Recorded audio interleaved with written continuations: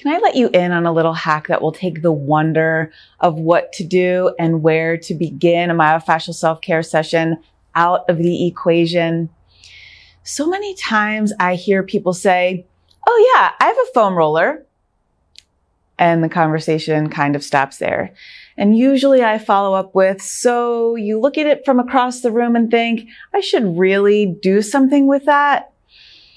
But you're not really sure where to begin. And that's pretty much how that goes. But I want to tell you, each morning that I get on the mat in my own personal practice, and at the beginning of each and every myofascial self-care class that I teach, I like to approach those first few minutes of the practice in a way that allows you to take a little bit of inventory. Taking inventory means that you engage with the body in a manner that gives you insight into how and where your body is in the moment. So right off the bat, you allow your body to speak. It gives you less to think about and less to figure out, and all the more to feel.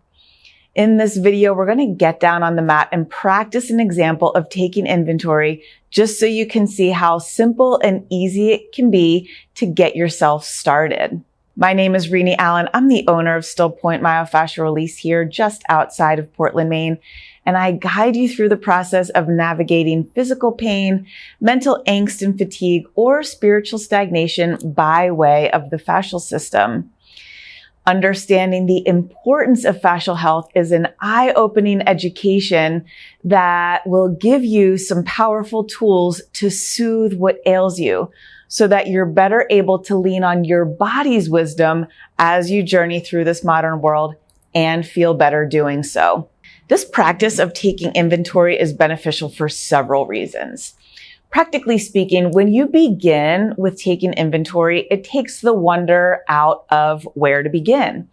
Therefore, you don't have to jump right into a certain technique, or you don't feel like you have to know where to focus.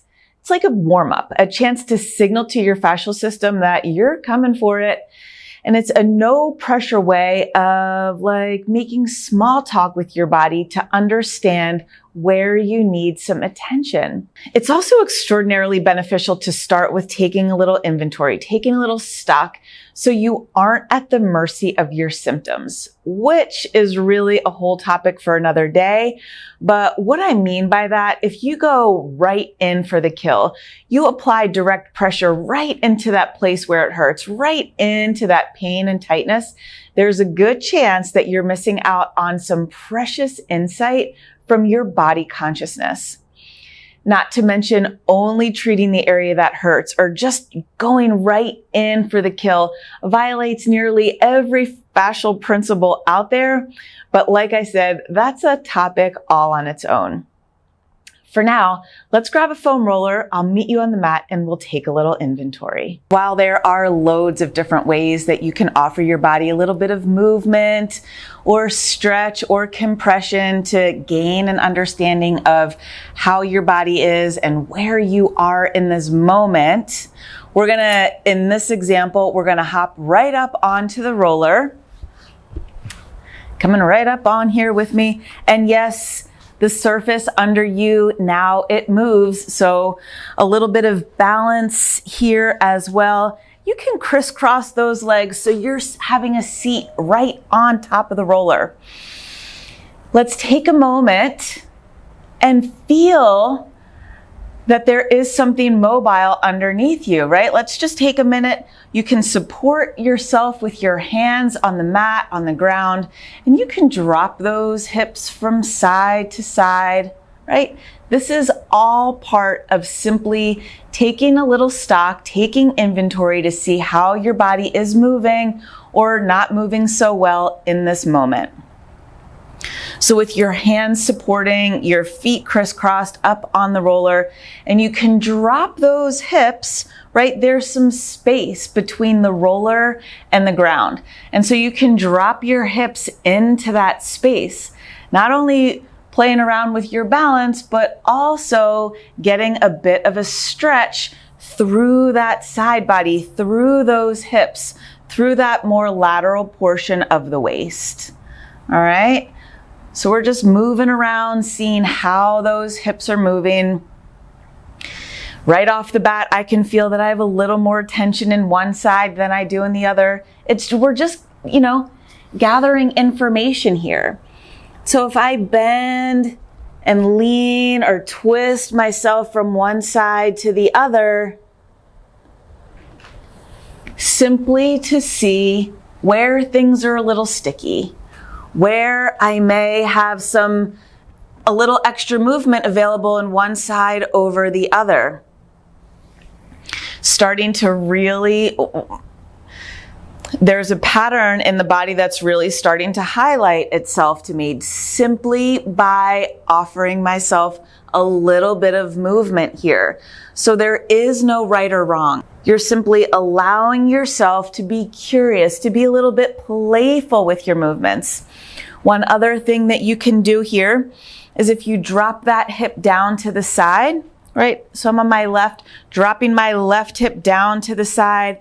And if I extend that left arm up overhead while allowing that left hip to drop down towards the ground, that creates a really nice opening through that more lateral side of the waist. Lots of information here. Lots of information here. And so you can move through either side at your own pace.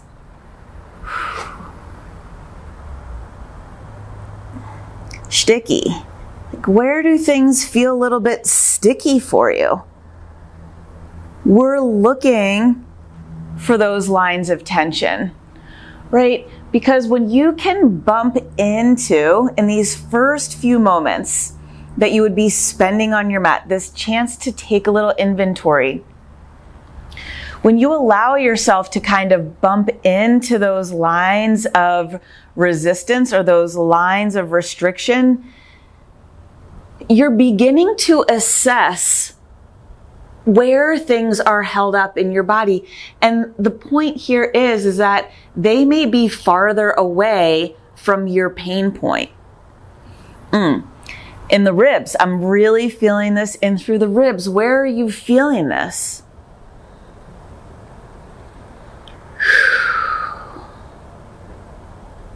So there is nothing technical at all about what I'm doing here. I'm just letting myself move on a surface that has some built-in movement available. It's offering a little bit of compression up through the base of the pelvis. It's allowing me a lot of different options to kind of stretch, twist, and rotate and move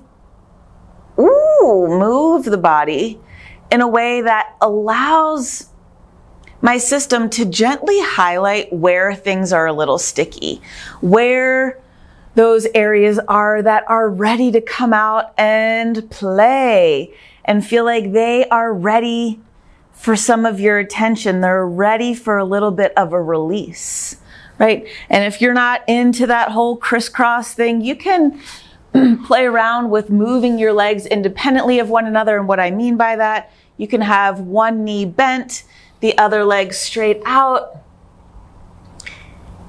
Again, just moving. You can even move off of the base of that pelvic floor into the back of the leg a little bit. All we're doing here, we're not treating yet. We're just beginning our conversation. We're just acknowledging the body, just to say, hey, how are ya? How's it going in there? I know where the logical mind feels like things might be tight or tender or hurt, but body, what do you have to say about it?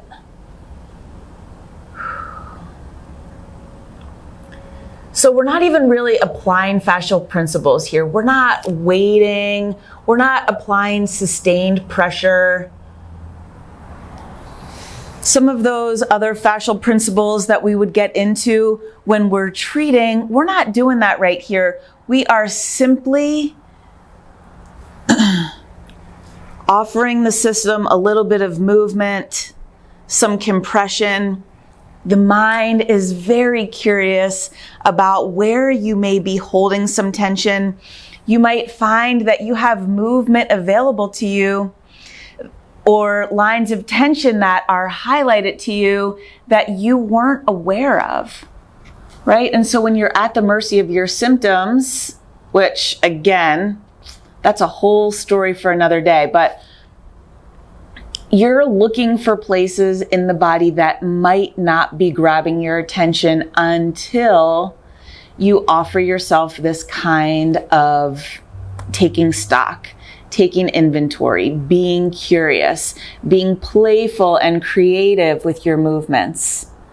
Just seeing what that combination of stretch and compression can do for you.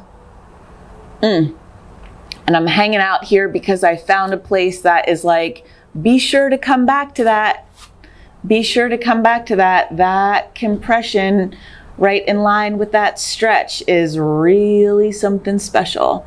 So it's like the body has a way to highlight for you those areas that are really craving your attention at this particular moment. And so if you've taken a little inventory and your body is like, I am ready to keep going, be sure to check those links in the description below for some fascial resources or programs that can help you continue on your myofascial self-care journey. And I do appreciate your time and presence here today. Take good care.